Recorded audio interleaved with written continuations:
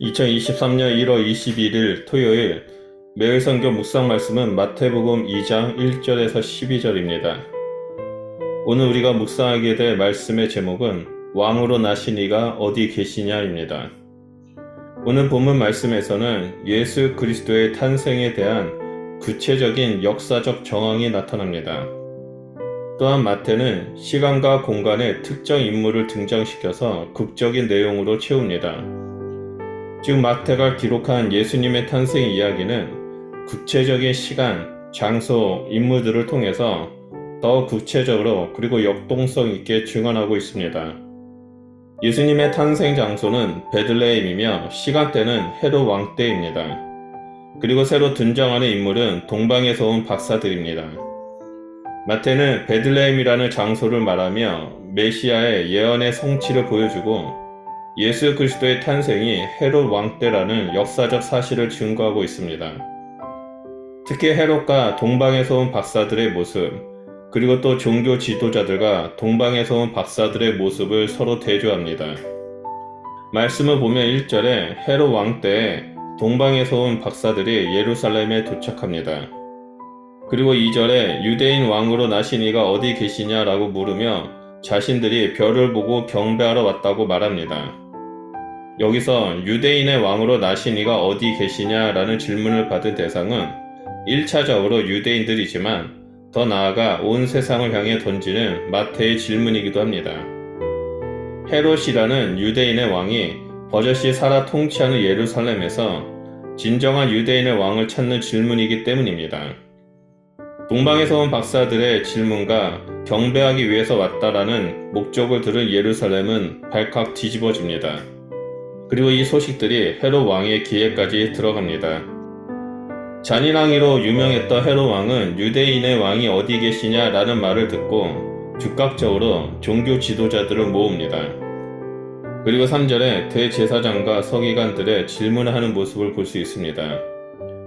여기서 한 가지 우리가 주목해서 봐야 할 것이 있습니다. 동방에서 온 박사들은 분명히 유대인의 왕이 어디 있느냐라고 물었는데 헤롯은 그리스도를 묻는 것입니다. 그리고 대제사장과 서기관들은 헤롯의 질문에 주저함 없이 바로 유대 베들레헴에서 태어난다라고 대답을 합니다. 유대인의 왕이 태어났다라는 말에 온 예루살렘이 소동했고 그 말을 들었던 헤롯과 종교 지도자들은 그리스도, 즉 메시아가 태어났다는 것을 알 수 있는 장면입니다. 게다가 그 장소까지 구약의 예언에 따라 정확히 알고 있었습니다. 8절을 보면 헤롯 왕에 의해 동방에서 온 박사들은 예수 그리스도가 베들레헴에서 태어났다는 것을 알게 됩니다. 헤롯 왕은 그들을 베들레헴으로 보내면서 찾거든 나도 경배할 수 있게 알려달라고 말합니다. 헤롯 왕의 말을 듣고 베들레헴으로 간 동방에서 온 박사들은 자신들을 인도했던 별이 아기 있는 곳에 머물러 서 있는 것을 발견합니다. 그들은 매우 기뻐하면서 집에 들어가 아기께 경배하고 보배함을 열어 황금과 유향과 몰약을 예물로 드립니다. 그리고 그들의 꿈에 헤롯에게 들어가지 말라는 지시를 받고 다른 길로 고국에 돌아가는 것을 끝으로 오늘 묵상할 본문 말씀이 끝납니다. 오늘 말씀을 통해서 우리는 두 가지를 묵상할 수 있습니다. 첫 번째 묵상할 것은 우리가 경배해야 할 예수 그리스도가 어떤 분이신지에 관한 것입니다. 6절을 보면 미가 선지자가 예언한 메시아에 대한 정체성이 나타나 있습니다. 그것은 바로 다스리는 자이며 목자 되시는 예수 그리스도입니다. 우리를 구원하시기 위해 이 땅에 오신 예수님은 창조주 하나님으로 온 세상을 다스리시는 왕이십니다. 그리고 무엇보다도 우리의 삶을 샬롬으로 다스리시는 왕이십니다. 예수 그리스도께서 우리의 삶을 다스릴 때 우리에게는 세상이 줄 수 없는 평강이 넘치게 됩니다. 우리의 왕 되신 예수 그리스도는 정의와 공의 그리고 샬롬으로 세상과 우리의 삶을 다스리며 영원히 함께 해주십니다. 만약 우리 삶 가운데 그리고 나의 내면 가운데 예수님이 주시는 샬롬이 없다면 지금 나는 예수님을 주인된 삶, 왕으로 모시고 있는 삶을 살고 있는가에 대해서 살펴봐야 합니다. 이 땅에서 나그네의 삶을 살아갈 때 내가 주인된 삶을 산다면 샬롬이 아닌 늘 불안함과 긴장감 같은 것에 매여 살기 때문입니다. 하지만 만약 우리가 왕 대신 예수 그리스도를 내 삶의 주인으로 모시고 산다면 예수님은 생명으로 인도하시는 목자가 되어 주시고 샬롬 가운데 살아갈 수 있도록 인도해 주십니다. 예수님은 나의 삶을 다스리시는 자이시며 목자 되신다는 사실을 우리는 늘 기억해야 합니다. 두 번째로 우리는 헤롯 왕과 종교 지도자들 그리고 동방에서 온 박사들의 모습을 묵상해야 합니다. 헤롯 왕은 대제사장과 서기관들을 통해 그리스도가 베들레헴에 태어날 것을 알았습니다. 종교 지도자들은 구약의 예언에 따라 베들레헴에서 메시아가 태어날 것을 알고 있었습니다.